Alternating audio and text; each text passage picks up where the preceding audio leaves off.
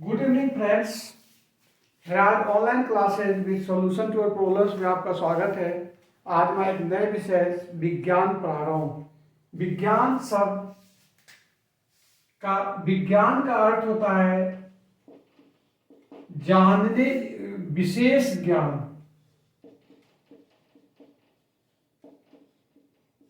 विशेष ज्ञान को ही विज्ञान कहते हैं।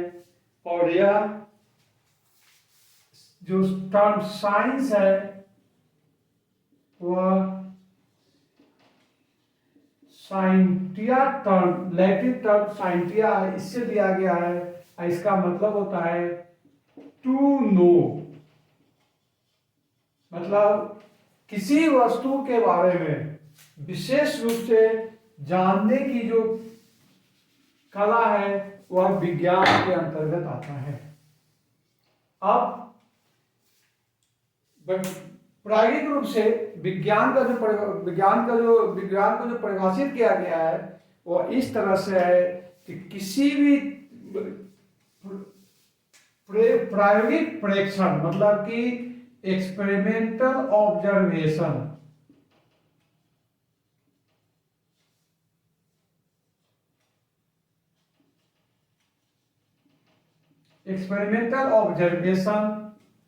प्लस बाय तर्क।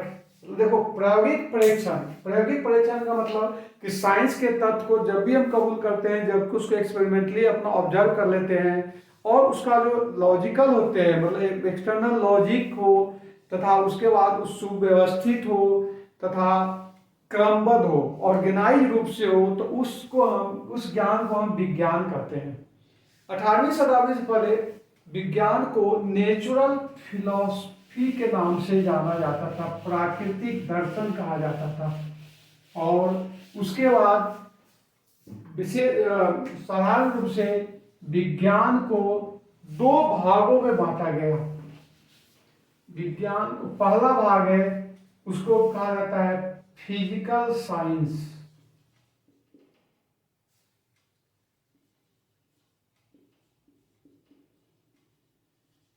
फिजिकल साइंस या इसको निर्जीव विज्ञान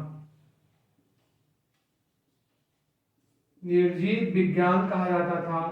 इसके अंतर्गत जो है कि भौतिकी,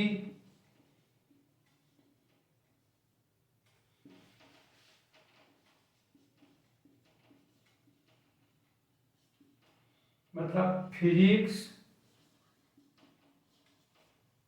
रसायनिकी मतलब केमिस्ट्री, इसी ढंग से जियोलॉजी मतलब भूगर्भ विज्ञान, एस्ट्रोलॉजी इत्यादि का अध्ययन किया जाता है। दूसरा था विज्ञान की जो है वह है बायोलॉजिकल साइंस,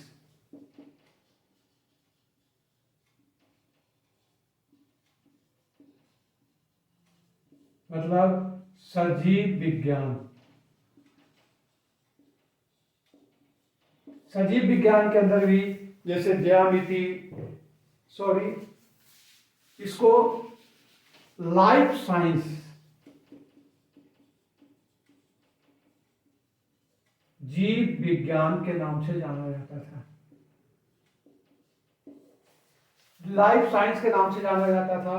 और इसके अंतर्गत जूलॉजी, बोटनी, मेडिसिनल, सब जितने सारे जो अंग आते थे वो सब सजीवों का अध्ययन जहाँ होता है उसको हम लाइफ साइंस के अंदर कहा जाता है।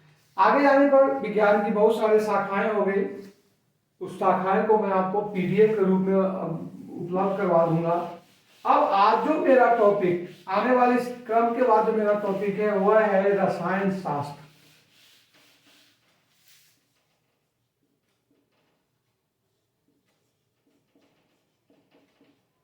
रसायन शास्त्र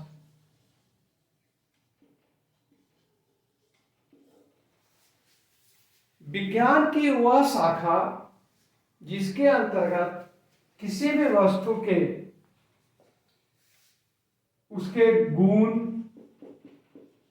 संगठन मतलब प्रॉपर्टीज, कंपोजिशन,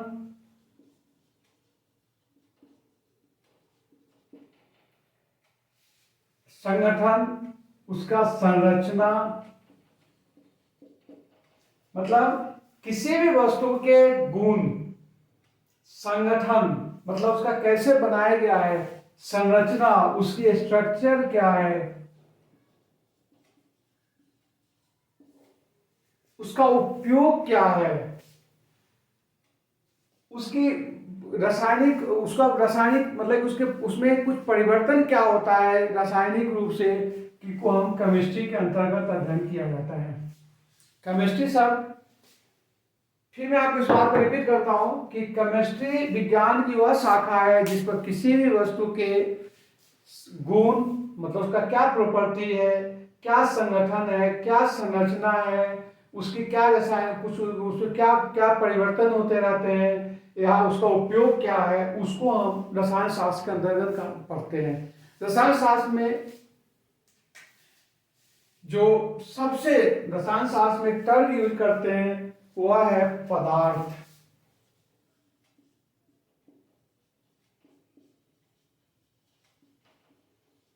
मैटर।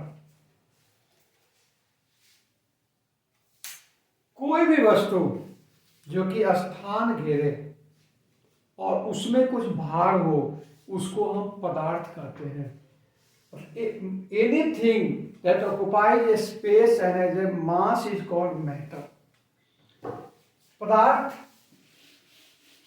को में काफी विविधताएं हैं। जितने आपने पदार्थ देखते हैं जैसे कि वायु हो गया, जल हो गया, लोहा हो गया, लकड़ी हो गया, सभी कुछ मतलब कि हवा हो गई, सबको हम पदार्थ ही कहते हैं। मतलब एक टर्म यूज करते हैं रसायन शास्त्र में हमेशा, वह है पदार्थ या मैटर। और इसका अर्थ हो गया कि उसमें स्थान भी ग्रहण करता हो और उसका कुछ भार भी हो। पदार्थों में बहुत सारे विविधताएं पाई जाती है। आप देखा होगा कि किसी एक पेड़ के अगर पत्ते लेते हैं, कोई पत्ता बड़ा होता है, कोई छोटा होता है, कभी कुछ जुड़वा अगर कोई होते हैं उसमें भी कुछ ना कुछ अलग अलग गुण होता है। मतलब प्रत्येक पदार्थ का अपना एक गुण होता है जो कि औरों से भिन्न होता है। इसी पदार्थ में अगर अध्ययन किया जाए, रेतीला जमीन पर बालुई मिट्टी में तरबूज भी होता है और ककड़ी भी होता है। आप देखिए तरबूज का आकृति, तरबूज की संरचना, तरबूज लाल होता है, उसके अंदर बीज होते हैं, मीठा होता है, ककड़ी होता है जो कि कभी कड़वे होते हैं, उसका स्वाद अलग होता है, लेकिन दोनों जमीन के अंदर ही पाए जाते हैं, बालुई जमीन में। तो देखिए कि पूरा मतलब इसको रसायन शास्त्र का अध्ययन किया जाता है। इसलिए रसायन शास्त्र को एक जनरल टर्म भी यूज करते हैं कि किसी दो चीज को मिलकर अगर कोई नया चीज बन जाता है जिसका कि गुण उससे अलग हो जाए तो उसको हम रसायन शास्त्र के अंतर्गत अध्ययन किया जाता है। एक बहुत ही इंटरेस्टिंग एग्जांपल आपको दे रहा हूं, सोडियम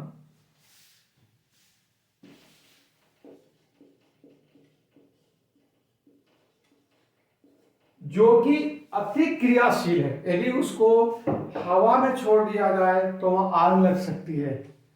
क्लोरीन, क्लोरीन एक पीला रंग के विषैला गैस है, लेकिन रसायन जब ये दोनों एक निश्चित अनुपात में मिलते हैं तो सोडियम क्लोराइड साधारण नमक बनता है जिसका कि गुण इन दोनों से अलग है। तो इसलिए इसको हम केमिस्ट्री के अंतर्गत पढ़ते हैं। इसलिए किसी चीज में अगर दो व्यक्तियों का विचार इस ढंग से मिल जाए, एक नया बन जाए, तो उसको बोला जाता है कि इसका केमिस्ट्री ठीक है। इसलिए केमिस्ट्री की आज के लाइफ में काफी उपयोगिता है।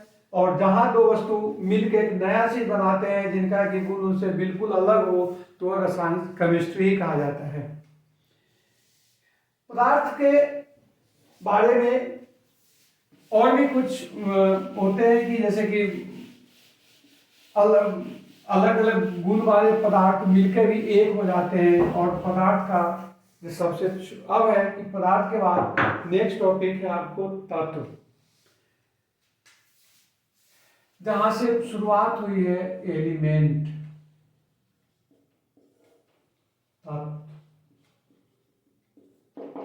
तत्व, जब पदार्थ की बात चली तो आखिर पदार्थ बना किससे है, तो उसके सबसे छोटे यूनिट को तत्व कहा गया, एलिमेंट कहा गया।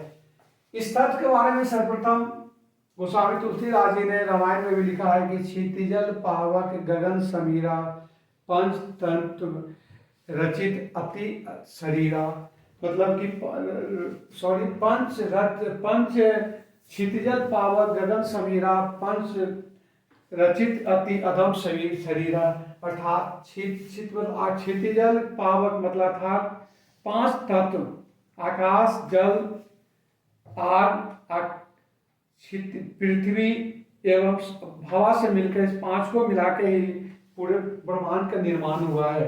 लेकिन आने वाले दिन में तत्व को अलग ढंग से किया गया और उसमें करीब अभी 118 तत्व पाए जाते हैं।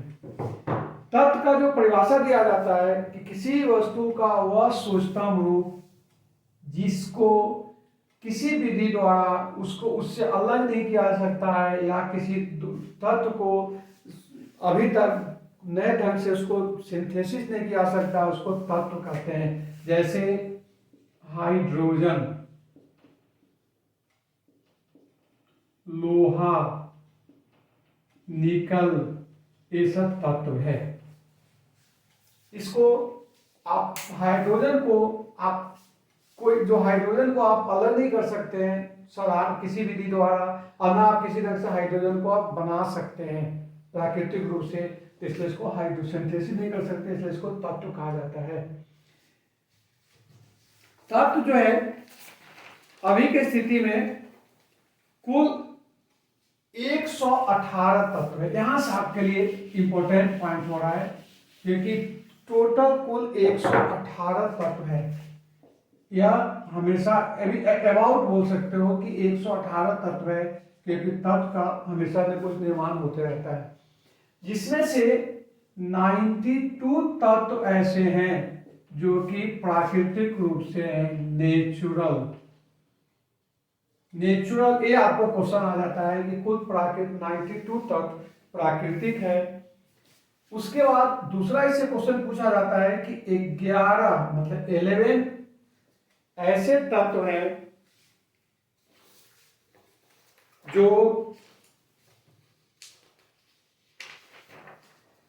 कमरे के ताप पर गैस अवस्था में होते हैं, और 2 तत्व, यह ध्यान दीजिए, यह कमरे की अवस्था पर गैस अवस्था में होते हैं 2 तत्व, जो कि ब्रोमीन और मरकरी जो तत्व है वह कमरे के ताप पर द्रव अवस्था में रहते हैं, और गैलियम और सीजियम तत्व कमरे के ताप से कुछ अधिक मात्रा में जाने पर वह हो जाता है भी द्रव अवस्था में आ जाते हैं। ये 3 आपके लिए इंपॉर्टेंट है।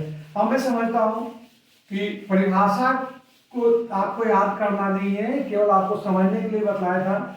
जहां से आपकी पढ़ाई की जो शुरुआत हो रही है केमिस्ट्री की, तत्व से होता है, एलिमेंट। और जैसे मैंने आपको फिर रिपीट कर रहा हूं कि 118 तत्व होते हैं, 92 उसमें से प्राकृतिक होते हैं। अब तत्व एग्जाम्पल भी आपको दिया कि जैसे हाइड्रोजन तत्व है, नाइट्रोजन तत्व है। अब चूंकि आगे जाने पर इसको तत्व से में रासायनिक अभिक्रियाएं कराते हैं, तो हमेशा इसको हाइड्रोजन और नाइट्रोजन लिखना संभव नहीं है, तो इसलिए इसको संकेत के रूप में लिखा जाता है, इसको कि सिंबल कहते हैं। हमेशा इसको सिंबल के रूप में लिखते हैं। सिंबल के बारे में सर्वप्रथम जो वैज्ञानिक था डाल्टन ने सिंबल को प्रतीक के रूप में बतलाया था, जो कि ज्यादा दिन प्रचलित नहीं था। जैसे उन्होंने ऑक्सीजन के लिए एक डायग्राम खींच दिया, कार्बन के लिए जो डायग्राम दिया तो इसने पूरे को ब्लैक कर दिया, तो यह कार्बन का हो गया। इस तरह से इन्होंने कार्बन के बारे में बतलाया। नेक्स्ट जो है कि फास्फोरस के लिए उन्होंने ए लाइन खींच के और यहां से कर दिया तो यह फास्फोरस हो गया।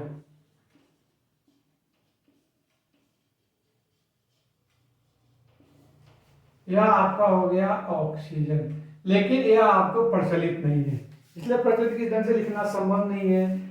तो फिर उसके बाद नेक्स्ट जो साइंटिस्ट आए वह थे वर्जिलियस ने तत्वों के लिए सुधार दिया, उनको नामों को एक दो अक्षर से लिखना शुरू किया। अब उसके बाद प्रयास शुरू हुआ कि कैसे, जैसे अब तत्व लिखे जो संकेत के लिए, जैसे सबसे पहला तत्व है हाइड्रोजन।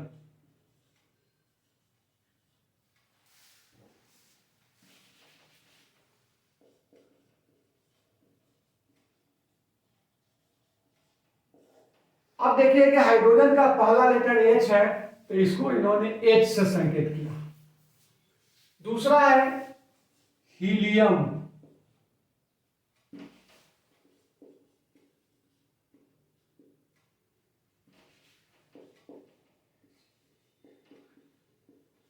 हीलियम, इसको इन्होंने, चूंकि अब एच यहां भी एच यहां भी है, तो इसको उन्होंने एच ई से लिखा।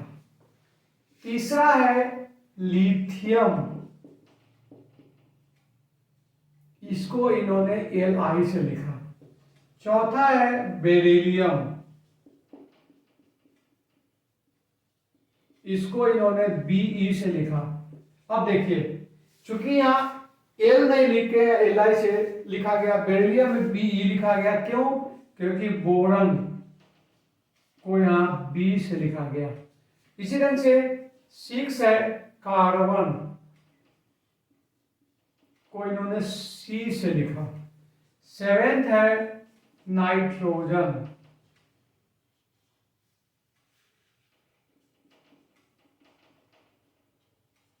इसको इन्होंने एन से रिप्रेजेंट किया। मतलब स्टूडेंट को मैं सलाह दे रहा हूं आपको कि केमिस्ट्री में जो आपको संकेत याद करना जरूरी है, कम से कम 20 तक, और कुछ महत्वपूर्ण तत्वों का संकेत आप याद कर लेंगे। जैसे नाइट्रोजन के बाद हो गया ऑक्सीजन, हो गया ओ। 20 तक मैं लिख देता हूं, फिर मैं इसका पीडीएफ भी आपको उपलब्ध करा दूंगा। उसके बाद नेक्स्ट हो गया जो है ऑक्सीजन। ऑक्सीजन के बाद 9th हो गया फ्लोरीन, जिसको कि एफ से लिखा जाता है। 10 हो गया नियोन, जिसको कि एन से लिखा जाता है। 11th हो गया सोडियम,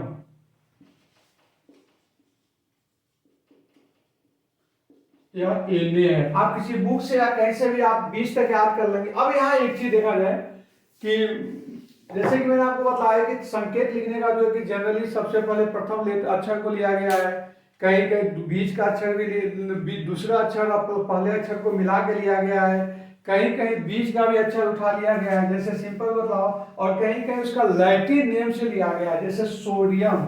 सोडियम का लैटिन नेम जो है वह नाइट्रियम है, तो इसको एन से भी दिखाया गया है। इसी तरह से एक एग्जांपल दे देता हूं क्लोरीन का। देखिए क्लोरीन में Cl लिया गया है। इधर से आप 20 तक तत्वों का आप नाम याद कर लेंगे तो आपके लिए काफी अच्छा रहेगा।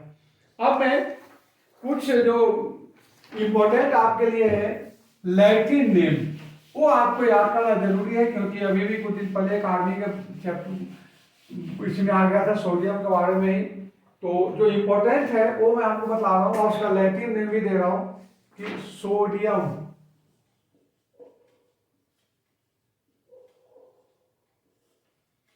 सोडियम को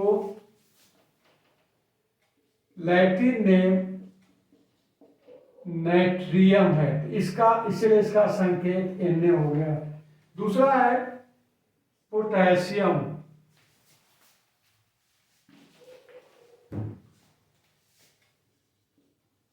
पोटेशियम। पोटेशियम को अगर इंग्लिश लिखा जाए तो पोटेशियम, लेकिन इसका लैटिन होता है कैलियम, इसलिए इसको पोटेशियम को के से लिखा जाता है। एक इंपॉर्टेंट है आपको लोहा। लोहा मतलब आयरन, इसका जो होता है वो होता है फेरम, FERRUM, तो इसको हम Fe लिखते हैं। नेक्स्ट आपके लिए इंपॉर्टेंट है वह है तांबा। तांबा को कॉपर हो गया, और यहाँ इसका होता है क्यूप्रस, और इसीलिए Cu लिखा जाता है। एक आपके लिए और इंपॉर्टेंट है टीन।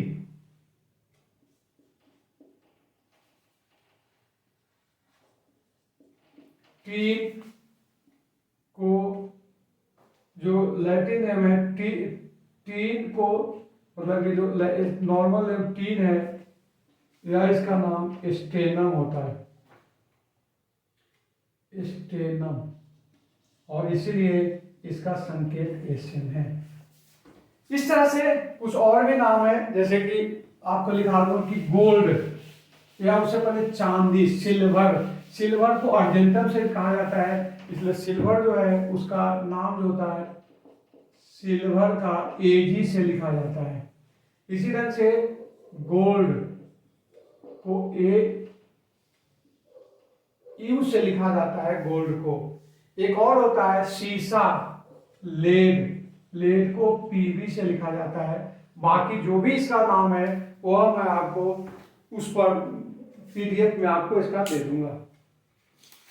अब नेक्स्ट पॉइंट है तत्व को मिलाकर यौगिक बनता है। ध्यान दीजिए, मैं फिर से आपको रिपीट कर रहा हूं कि जो मैंने शुरुआत किया कि सबसे पहले केमिस्ट्री यहां से शुरुआत किया, परिभाषा के बाद कि पदार्थ क्या है, पदार्थ के बाद तत्व लाए, मतलब मैटर के बाद तत्व हो गया, मतलब तत्व जो हो गया कि जिसको किसी भी द्वारा उससे अलग नहीं किया सकता है।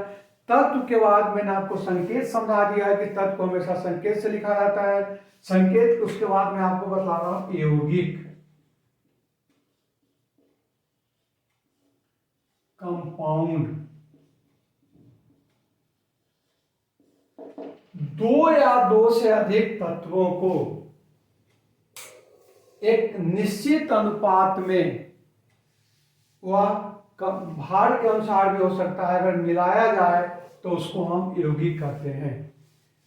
जैसे hydrogen 2 parts H2 plus 1 part oxygen को मिलाते हैं, तब जाके वह H2O बनता है। इसको वेट के ख्याल से दे सकते हैं कि इसका अगर 2 ग्राम 2 भार हाइड्रोजन और 16 भार अगर ऑक्सीजन लेते हैं तो 18 ग्राम आपको वाटर बनेगा। फिर देखिए कि 2 या 2 से अधिक तत्वों को यदि निश्चित अनुपात में सामान्य रूप से मिलाया जाए तब जाके यौगिक बनता है। यौगिक में जो सबसे बड़ा है कि यौगिक को आप जो यौगिक का जो गुण होता है वह आपको उससे बिल्कुल अलग होगा, तत्वों के गुण से बिल्कुल अलग होगा। जैसे मैंने आपको सोडियम क्लोराइड का उदाहरण दिया, दूसरा उदाहरण दे रहा हूं कि H2O का ही देख लीजिए कि हाइड्रोजन गैस है, ऑक्सीजन गैस है, दोनों का स्वाद अलग है, लेकिन जब जल को लेते हैं तो यह H2 मिलकर जल बना देता है। अब इसमें बहुत सारे, तो आप देखिए कि जल का जितने सारे कंपोजिशन है, जल में हमेशा जब भी जल बनेगा तो 2 पार्ट्स हाइड्रोजन या 1 पार्ट ऑक्सीजन के आधार पर ही बनेगा। इसी ढंग से वेट के ख्याल से देखिएगा तो 2 ग्राम ऑक्सीजन और 60 ग्राम ऑक्सीजन को अगर मिलाते हैं एक रासायनिक प्रक्रिया के द्वारा तभी वह जल का निर्माण होगा, अदरवाइज नहीं होगा। इसी को लॉ ऑफ कांस्टेंट कंपोजिशन के नाम से कहा जाता है कि आप चाहे कहीं का भी वाटर लोगे वह हमेशा 2 parts hydrogen and 1 part oxygen ही रखेगा अगर शुद्ध रूप में है, इसके बिना इसका निर्माण नहीं हो सकता है। तो इसको यौगिक कहते हैं।